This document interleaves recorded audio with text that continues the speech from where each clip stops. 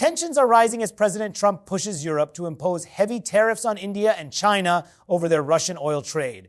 But the EU is pushing back. The Trump administration has made it very clear that its strategy to counter Russia's war financing runs through the global energy market. And for Washington, that means putting pressure on the countries still buying large volumes of Russian crude, most notably India and China. In recent weeks, the U.S. Treasury has doubled down on calls for its G7 and European partners to impose sweeping tariffs on goods from these two nations, linking trade access directly to their energy choices. The argument from Washington is straightforward. Every barrel of oil purchased from Moscow translates into revenue that sustains the Kremlin's war machine in Ukraine. So if India and China are unwilling to cut ties voluntarily, then they must be compelled economically. It is not just diplomatic pressure anymore.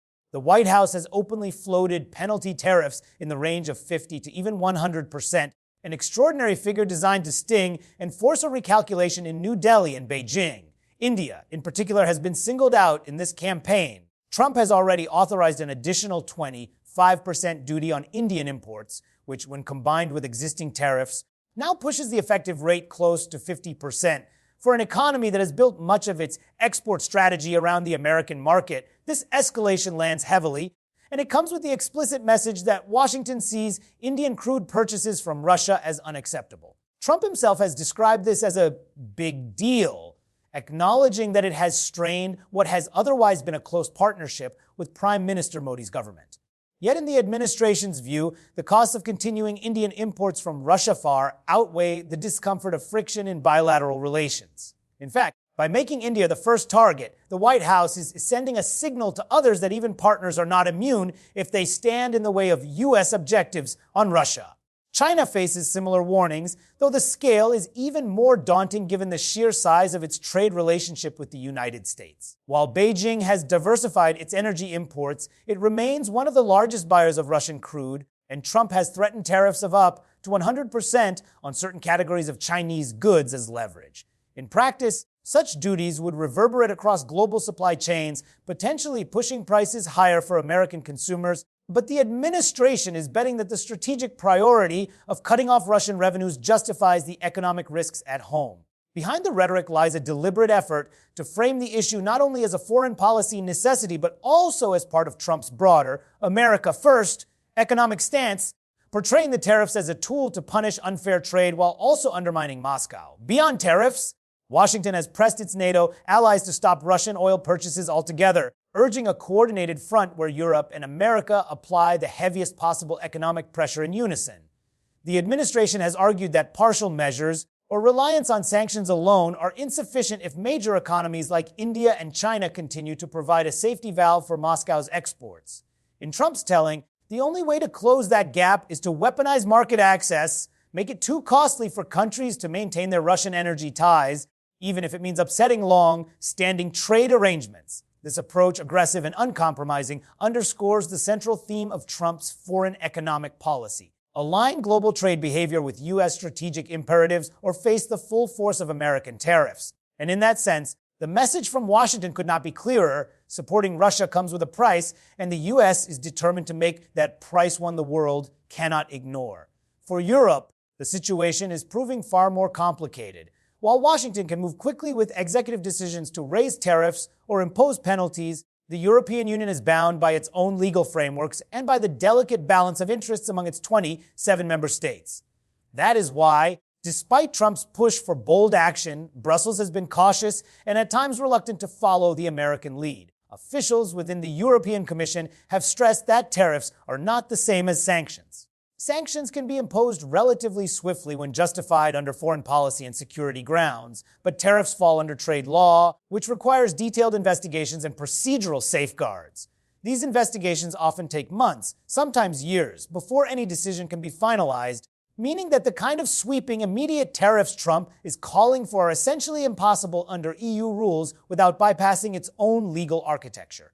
Even if Europe had the legal room to maneuver, there are strong economic reasons why the EU is hesitant to mirror Washington's approach. India is not just a major buyer of Russian crude, it is also a growing partner for Europe in trade and technology. Negotiations for a comprehensive trade agreement between Brussels and New Delhi are at a sensitive stage, and any sudden decision to punish India with punitive tariffs could derail years of patient diplomacy. European leaders know that antagonizing India at this moment would not only damage commercial opportunities, but also push New Delhi closer to Moscow and Beijing, the very opposite of what the West is trying to achieve. For many policymakers in Brussels, the strategic calculus is therefore about persuasion and engagement rather than confrontation. China presents an even more delicate challenge. European industries remain deeply intertwined with Chinese supply chains, and any sudden escalation in tariffs risks provoking retaliation that could harm sectors like automotive manufacturing, technology, and renewable energy where Europe has major stakes. The EU has already faced its share of disputes with Beijing over issues like solar panels and electric vehicles, and adding a tariff war over Russian oil could spiral into something far more damaging for European economies. Leaders in Berlin, Paris, and Rome are acutely aware that while Washington can afford to weaponize trade in pursuit of its geopolitical aims, Europe's economic resilience is less robust, and the blowback from Chinese countermeasures could hit far harder. That is why, when pressed on this issue, Brussels has leaned toward more targeted actions rather than sweeping penalties. Instead of blanket tariffs on India or China as entire nations, European policymakers prefer to go after specific entities. Banks that facilitate payments for Russian oil, shipping companies that transport crude in violation of the price cap, or insurers that provide cover for such trades.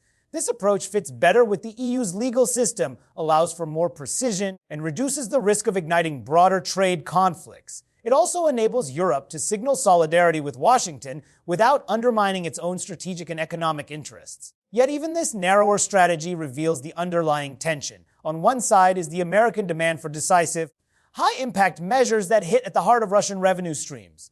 On the other side is the European instinct for caution, legality, and economic self-preservation. The result is a gap in approach that Trump has grown increasingly frustrated with, portraying Europe as too slow, too timid, or too bound by bureaucracy to meet the urgency of the moment. For EU leaders, however, the calculation remains the same. They will act, but they will act on their own terms, guided by their own laws and their own interests, not simply at the urging of Washington. And in this delicate balance between solidarity and self-interest, Europe continues to walk a line that keeps it close to the United States, but never fully in lockstep. While the debate over tariffs has dominated headlines, there are other developments shaping this complex picture, and they reveal just how tangled the web of global trade, energy, and diplomacy has become. One of the most striking realities is the resilience of Russian crude exports despite months of Western pressure. India's purchases in particular have continued to grow, with imports in August climbing to nearly 3 billion euros worth, a figure that now places it almost on par with China, which brought in just over 3 billion in the same period. This shift is significant because it shows how quickly India has emerged as a central player in the global oil market, soaking up Russian barrels that once flowed to Europe before sanctions took effect. For Moscow, this diversification of buyers has blunted the impact of Western restrictions, ensuring a steady stream of revenue to sustain its war economy. From Washington's perspective, this trend is deeply frustrating. The more India and China expand their purchases, the harder it becomes to argue that sanctions and price caps are working as intended. The Biden administration had previously hoped that diplomatic persuasion would encourage India to scale back its imports, but the reality on the ground has gone in the opposite direction, with discounted Russian crude offering a financial lifeline for India's growing economy. New Delhi has chosen pragmatism over politics. European officials are equally aware of this dynamic, recognizing that while they have sharply reduced their own reliance on Russian fossil fuels, their sacrifices are offset if others simply fill the gap. The optics of Europe weaning itself off Moscow's energy while watching two of the world's largest economies buy more has become a point of growing political sensitivity in Brussels. Trump himself has admitted that the aggressive tariff measures against India have not been cost-free.